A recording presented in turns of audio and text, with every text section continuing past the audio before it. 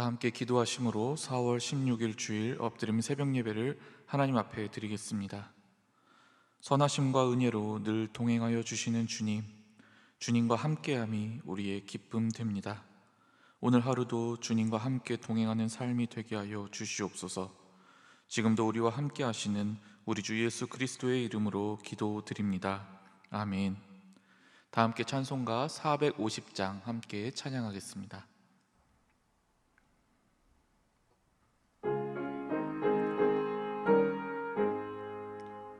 내 평생 소원 이것뿐 주의 일 하다가 이 세상 이별하는 날 주 앞에 가리라. 꿈같이 헛된 세상 일 취할 건 무엇냐. 이 수고함만 하여도 헛된 것뿐일세. 불같은 시험 많으나 겁내지 맙시다. 구주의 권능 크시니 이기고 남겠네. 금보다 귀한 믿음은 참 보배되도다. 이 진리 믿는 사람들 다 복을 받겠네. 살같이 빠른 광음을 주위에 아끼세. 온 몸과 마음을 바치고 힘써서 일하세. 아멘.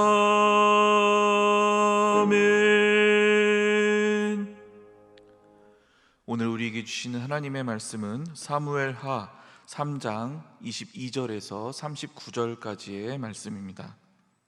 생명의 삶은 98페이지입니다.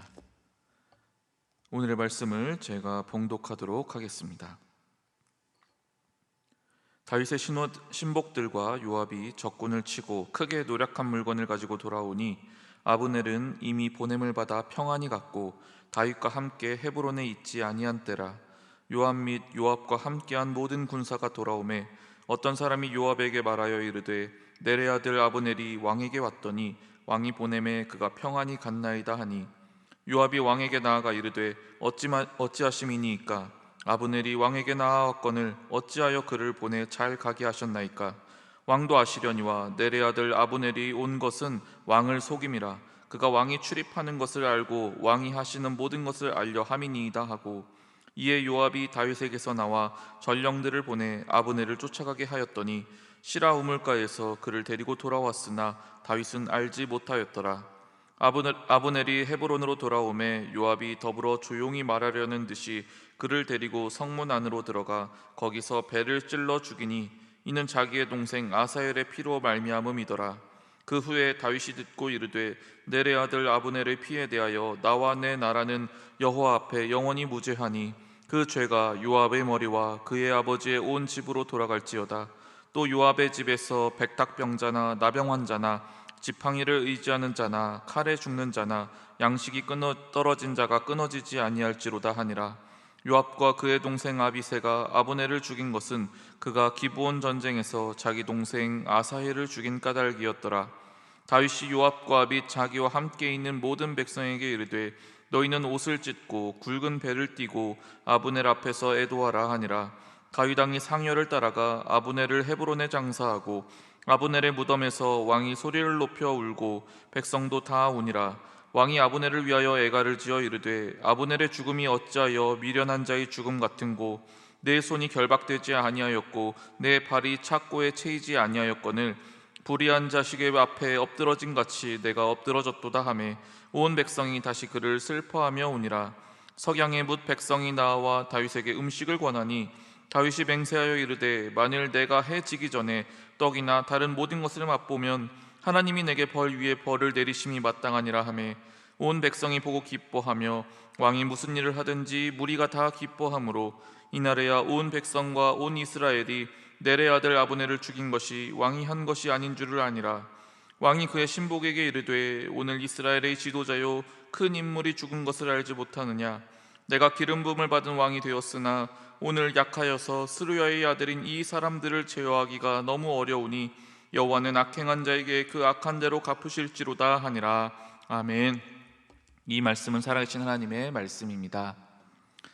최근에 매우 흥행했던 드라마가 하나 있습니다. 바로 넷플릭스에서 방영했던 더 글로리라는 드라마입니다. 이 드라마가 어찌나 큰 인기인지 지금 이제 종영이 된 지 벌써 한 달이 넘었는데도 불구하고 여러 프로그램들에서 계속해서 이 더 글로리에 대한 이야기들을 언급하고 있습니다. 저는 아직 보지는 못했습니다만 얼마나 이 드라마가 재미있는지 인터넷에는 이런 이야기들도 있더라고요. 이 드라마가 1부랑 2부로 나누어져 있는데 그때 아직 2부가 나오기 전에 글을 보았습니다. 보니까 아직 2부가 나오지 않았으니까 1부를 보지 않은 사람들은 절대로 보지 말라고요. 왜냐하면 1부를 본 이상 2부를 기다리는 시간이 너무 기다릴 것이기 때문에 반드시 2부가 다 나온 뒤에 1부를 보라, 이런 이야기가 나왔습니다. 얼마나 이 드라마가 재미있었을지 또 인기가 있는지 참 이런 이야기가 나올 정도였는데요. 왜 이 더 글로리라는 드라마가 인기가 있을까 한번 생각을 해보았습니다. 물론 거기에는 여러 배우들의 열연도 있었고 또 몰입도 있는 진행과 스토리 구성, 이런 것들도 참 여러 흥행 요소였을 것 같아요. 그런데 그 중에서도 가장 큰 흥행 요소 중 하나는 이 드라마가 다루고 있는 주제 때문이 아닐까라는 생각이 들었습니다. 여기서 다루는 주제는 바로 폭력이죠. 폭력에 대한 복수입니다.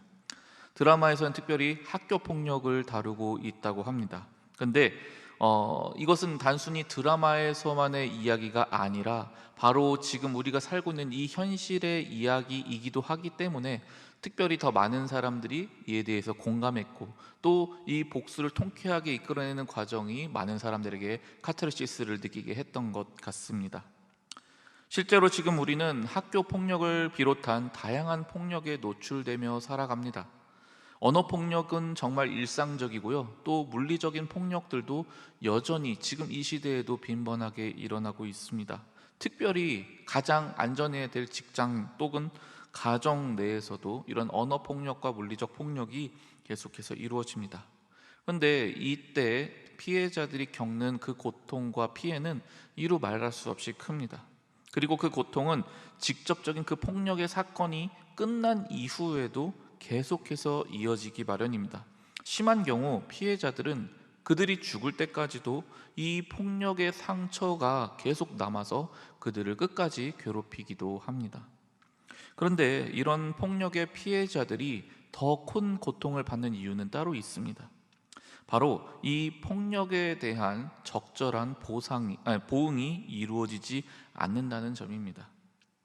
어쩌면 당연하게도 피해자들은 가해자들에게 보복하게 되는 경우는 거의 없습니다. 힘이 없으니까요. 그러니까 이 피해자들은 자기 힘으로는 이 가해자들에게 보복하기가 어렵습니다. 그렇다면 국가의 이 시스템이 그것을 대신해 주어야 할 터인데 공권력이 아무리 개입을 한다고 할지라도 그 피해자가 느낀 그 피해에 대해서 충분한 보복이 이루어지지 않는 경우가 훨씬 많습니다. 그래서 많은 이들은요, 할 수만 있다면 자신이 충분한 힘을 기르고 능력을 갖추게 되어서 가해자들을 직접 응징하고 싶어하고 또 그게 거의 불가능하다 보니 그런 상상을 많이 하기도 합니다. 오늘 본문의 이야기도 바로 이 복수에 대한 이야기입니다. 어제까지의 본문의 내용을 살펴보면 아브넬의 반문으로 인해 마침내 이 기나긴 이스라엘 안에서의 이 내전이 종식될 수 있게 되었습니다. 이 종식되는 과정으로 넘어가는 아주 결정적인 계기가 이 아브넬의 방문이었습니다. 그동안 이 기나긴 내전으로 인해 얼마나 많은 사람들이 상처를 입었을까 싶습니다. 우리나라를 한번 생각해 보시죠. 6.25 전쟁이 일어난 지가 벌써 70여 년이 흘렀습니다. 그럼에도 불구하고 여전히 지금도 그 전쟁의 상흔이 남아있는 분들이 아직도 많이 남아있죠. 당시 이스라엘에 사는 모든 사람들이 다 이 내전으로 인한 심각한 상처 그리고 아픔을 겪었을 것입니다. 그리고 오늘 본문의 요압도 그렇게 이 내전으로 인한 상처가 있던 사람 중 하나입니다. 특히 요압은 아주 큰 아픔을 겪은 지 불과 얼마 되지 않은 상태입니다. 불과 얼마 전 그의 동생이었던 아사엘이 전투에서 죽게 되었기 때문이죠. 그런데 이 동생 아사엘을 죽게 했던 장본인은 다름 아닌 바로 직전에 이곳 헤브론을 방문했던 아브넬입니다. 요압의 입장에서는 이 아브넬을 얼마나 죽이고 싶었을까 싶습니다. 하지만 아브넬은 적군의 총사령관입니다. 그러니 그를 죽인다는 것은 너무나 어려운 일이죠. 그는 몹시 분하고 괴로웠을 것입니다. 하지만 현실적으로 복수할 수가 없는 상황인지라 어쩔 수 없이 지내고 있었습니다. 그런데 그가 이제 막 다른 전투를 끝내고 부하들과 함께 복귀했습니다. 근데 복귀하고 나자 아주 기가 막힌 소식을 듣습니다. 자신의 원수인 이 아브넬이 자신이 오기 바로 직전까지도 다윗 진영에 와 있었다라는 사실입니다. 그런데 더 기가 막힌 소식은 정말 죽여도 시원치 않을 정도의 그 원수가 뭐 체포되거나 죽게 되었다 이런 게 아니라 그가 오히려 와서 평안히 있다가 평안히 돌아갔다, 화친을 약속하고 갔다, 이런 이야기를 듣게 된 것입니다. 이 소식을 들은 요압은 화가 머리끝까지 치밀었습니다. 그는 당장에 다윗 왕에게 찾아가 화를 내며 따집니다. 어찌해서 이 적군의 우두머리를 그냥 놓아 주었느냐고요. 그의 말을 들어보면 요압은 이 나라를 생각하는 것 같습니다. 왜냐하면 적군의 총사령관이 왔기 때문에 그가 염탐하러 온 것이니까 그를 그냥 내버려두면 안 된다라는 식으로 이야기를 했던 것이지요. 그런데 요압은 다윗에게서 물러난 뒤에 자신이 독단적으로 특별한 일을 행합니다. 다윗 몰래 아브넬에게 전령을 보냅니다. 그리고 그 전령을 통해 아브넬이 다시 되돌아오게 합니다. 그리고 그렇게 되돌아온 아브넬을 기다리고 있다가 그를 몰래 칼로 찔러 죽여버립니다. 요압은 국가를 위해서 자신이 어쩔 수 없는 선택을 한 것이다 라고 변명할지 모르겠습니다. 실제로 다윗 왕 앞에서 그런 이야기를 했지요. 그러나 성경은 분명하게, 그것도 무려 2차례에 걸쳐서 이 일은 아브넬이 동생의 일로 인해서 죽게 된 것이다, 이 요압이 자신 동생의 원수를 갚아서 이렇게 죽게 된 것이다 라고 말을 합니다. 그러니 요압의 입장에서는 마침내 동생의 복수를 이룬 셈입니다. 그리고 이 복수가 이루어지게 된 일은 아주 큰 정치적 파장을 일으키게 됩니다. 그런데 문제가 있습니다. 정치적으로나 국가적으로나 요압과 사실 같은 입장이었을 터인 다윗은 이 일로 인하여 매우 크게 분노합니다. 그리고 다윗은 아브넬의 죽음을 매우 깊이 애도합니다. 마치 사울이 죽었을 때처럼 그는 온 정성을 다해 장례를 치르게 됩니다. 여기서 우리는 자신의 원수를 대하는 두 사람의 아주 상반된 모습을 보게 됩니다. 하나는 요압의 모습이고 또 하나는 다윗의 모습입니다. 먼저 요압을 살펴보겠습니다. 요압은 현재 아브넬에게 원한이 있는 상태입니다. 왜냐하면 이 아브넬이 자기의 동생 아사엘을 죽였기 때문입니다. 이때 요압은 자신의 그 감정을 조금도 제어하지 않는 모습을 보입니다. 당연히 분노할 만한 일이죠. 그런데 그는 그 분노를 제어하지 않고 가감없이 폭발시킵니다. 심지어는 왕인 다윗 앞에서조차 그 분노를 가감없이 표출하는 모습을 보여주고 있습니다. 그리고 요압은 계속해서 자신의 감정에 몸을 내맡긴 채 살아갑니다. 그가 분노한 감정 그대로 아브넬을 죽이고 싶다라는 그 감정을 그대로 실현시킵니다. 그리고 그것은 결국엔 실현되어서 그 아브넬을 몰래 죽이는 결과를 낳게 됩니다. 그것은 분명 다윗 왕의 명령에 반하는 것이었지요. 그렇지만 그는 그걸 알면서도 조금도 거리낌 없이 행동합니다. 그래서 개인적으로는 마침내 원수를 갚게 되었긴 합니다.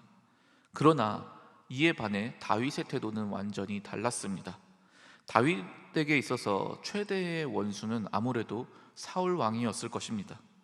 이 사울은 얼마나 다윗을 미워했던지, 심지어는 그가 직접 보는 면전 앞에서 이 다윗을 향해서 창을 들고 대놓고 던진 그런 사람이기도 합니다. 그리고 아무 잘못도 없던 이 다윗을 아주 오랜 기간 동안 추격하며 괴롭혔던 사람입니다. 그것도 그냥 단순히 괴롭힘 정도를 뛰어넘어서 죽이려고 했던 것이죠. 이처럼 오랜 시간 죽음의 위협 앞에 있었던 다윗의 그 사울에 대한 마음은 요압이 아브넬에게 느꼈던 그 분노보다 결코 작지 않았을 겁니다. 그러나 다윗은 그 분노의 감정에 자신의 몸을 그대로 내맡기지 않습니다. 사울이 용변을 보려고 굴에 있을 때가 있었습니다. 또 잠자고 있을 때도 있었습니다. 그때마다 다윗은 얼마든지 그를 죽일 수 있는 기회를 얻었습니다. 그러나 그때도 다윗은 결코 그에게 손을 대지 않습니다. 심지어 다윗은 말로도 사울을 향해서 자신의 분노 섞인 말을 내뱉지도 않습니다. 이상한 일입니다. 다윗도 분명 사람이지 않습니까? 사람이기 때문에 분노는 당연하게 일어날 것입니다. 그처럼 심한 대우를 받았기 때문에 그의 마음에 원한이나 이 분노가 없을 리가 없습니다. 그런데 그는 그것을 상대에게 쏟아내지 않고 있습니다. 그렇다면 우리가 생각할 땐 다윗이라는 사람은 참 인내심이 많은 사람이구나 라고 생각될 수 있는데요, 정말 다윗은 그냥 그것을 자기의 마음으로만 꾹 참고 있었던 것일까요? 그렇지 않습니다. 성경을 보면 다윗도 엄청난 분노와 원한을 마음에 품고 있었다는 걸 알게 됩니다. 그가 지은 시편들을 보면 그는 정말로 심할 정도로 매우 섬찟할 정도의 그런 분노를 가지고 있었습니다. 그리고 그 분노를 표출합니다. 근데 여기에서 요압과의 차이가 나 있습니다. 요압은 사람에게 직접 풀었다는 점이지만 다윗은 결코 사람에게 풀지 않습니다. 그는 다만 그것을 다 하나님께 풀었습니다. 다윗은 그 원수에 대한 자기의 그 심정을 적나라하게 하나님 앞에 탄원의 기도로 올려드립니다.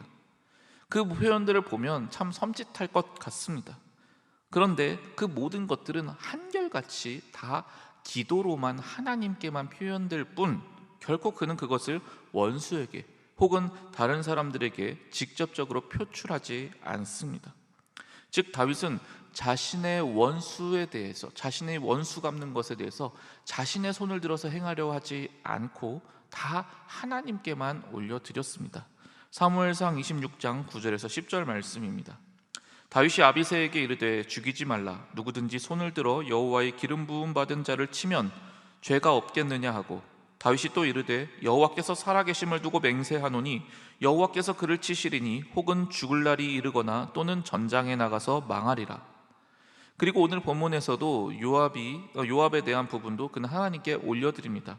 오늘 본문 39절 말씀입니다. 내가 기름 부음을 받은 왕이 되었으나 오늘 약하여서 스루야의 아들인 이 사람들을 제어하기가 너무 어려우니 여호와는 악행한 자에게 그 악한 대로 갚으실지로다 하니라.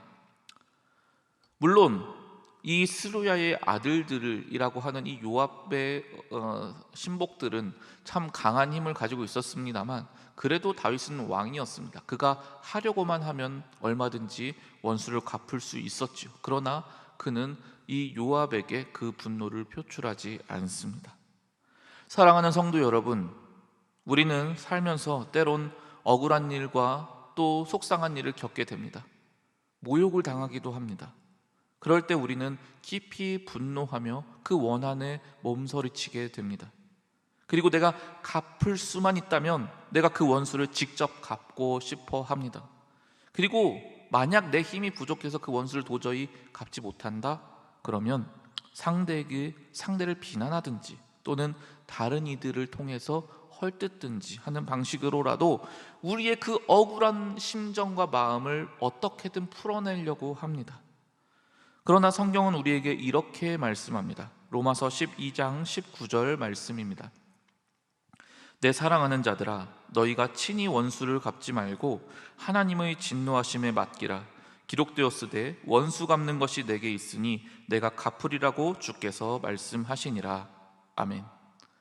우리의 심판자는 오직 하나님뿐이십니다. 그러므로 심판의 권리 또한 오직 하나님께만 있습니다. 만약 내가 손을 들어 행동으로든 또 말로든 원수를 갚으려고 한다면 하나님께서 개입하실 수 있는 그 명분을 내 스스로 없애버리는 꼴이 되고 말 것입니다.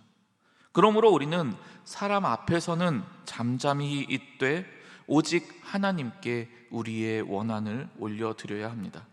오직 의로운 심판주이신 하나님만을 온전히 우리가 의뢰할 때 하나님은 하나님의 방식으로 갚아주실 것입니다. 다윗이 자신의 손을 들어 직접 원수를 갚지 않았어도 하나님은 사울을 마침내 심판하셨고 요압도 심판받게 하셨습니다. 그러나 그 사이에 다윗은 어떠한 비난도 받지 않도록 완전하게 갚아주셨습니다. 우리 모든 성도님들, 우리가 어려운 일과 속상한 일을 겪을 때, 억울할 때 내 감정과 힘을 의지하여 그것을 내 힘으로 풀려고 하는 것이 아니라 오직 전능하신 심판주 되시는 하나님만을 온전히 의지하시길 바랍니다. 그럴 때 우리는 하나님의 공의를 우리의 눈으로 보게 될 것입니다. 함께 기도하겠습니다. 우리의 모든 행위를 달아보시는 하나님 앞에서 그 어떤 악인도 자신의 죄를 숨길 수 없습니다. 의로우신 재판장이신 하나님께서는 반드시 공의로 이 세상을 다스리시며 심판하실 것을 우리가 참으로 믿습니다. 그 하나님을 신뢰하며 우리의 원한을 사람에게 풀지 않고 오직 공의의 하나님께 모든 것을 올려드리는 우리의 삶이 되게 하옵소서. 그리하여 하나님께서 선하게 갚아주시고 위로해 주심을 경험하는 우리 모두가 되게 하여 주옵소서. 주님 앞에서 충성하며 헌신된 삶을 살아오신 고훈 원로 목사님과 사모님을 권능의 손으로 붙드시고 지키시사 늘 강건하게 하시며 주님의 사랑을 전하는 귀한 도구로 계속해서 주님께 영광 돌리시는 삶이 되게 하옵소서. 또한 허요한 담임 목사님을 통해 교회에 하나님의 강력하게 살아 숨쉬는 역사가 일어나도록 하여 주시고 도시의 아픔을 어루만지며 상한 이들의 눈물을 닦아주는 목회자로 계속해서 나아갈 수 있도록 인도하여 주시옵소서. 이 시간 하나님께서 허락하신 모든 것들에 감사하며 주님께 예물을 올려드리는 손길들에 복 내려주시고 더욱 풍성한 은혜로 충만히 채워 주시옵소서. 특별히 오늘은 세월호의 슬픔이 있은 지 9년째 되는 날입니다. 지난 9년의 시간 동안 아픔 속에서 지내온 우리의 사랑하는 세월호 유가족들을 기억하여 주시사 세상이 알 수도 없고 세상이 줄 수도 없는 하나님의 위로하심이 저들의 심령과 마음에 온전히 임하게 하여 주옵소서. 지금도 우리와 함께 하시는 우리 주 예수 그리스도의 이름으로 기도드립니다. 아멘. 하늘에 계신 우리 아버지, 아버지의 이름을 거룩하게 하시며 아버지의 나라가 오게 하시며 아버지의 뜻이 하늘에서와 같이 땅에서도 이루어지게 하소서. 오늘 우리에게 일용할 양식을 주시고 우리가 우리에게 잘못한 사람을 용서하여 준 것 같이 우리 죄를 용서하여 주시고 우리를 시험에 빠지지 않게 하시고 악에서 구하소서. 나라와 권능과 영광이 영원히 아버지의 것입니다. 아멘. 계속해서 기도하실 때 나라와 민족, 교회와 코로나의 종식을 위해, 특별히 세월호 유족들을 위해 또 오늘 주신 말씀을 생각하며 기도의 자리로 나아가겠습니다.